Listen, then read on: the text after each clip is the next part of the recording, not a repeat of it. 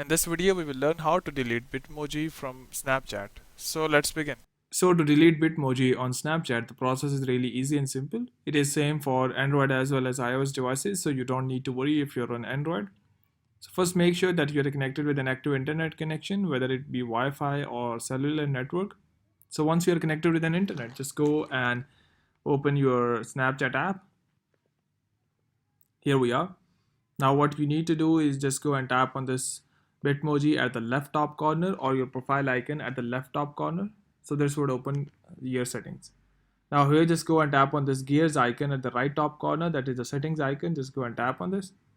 This would open the settings. In the settings you would see a Bitmoji option here. Just go and tap on Bitmoji.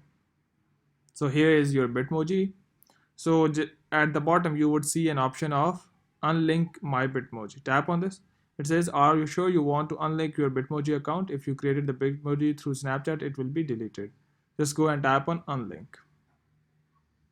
So now your Bitmoji has been unlinked, and if you go back, so you can see there is no Bitmoji for you on Snapchat. Hope it has helped you in removing your Bitmoji on Snapchat, but before you go, please like, subscribe and share. Thank you.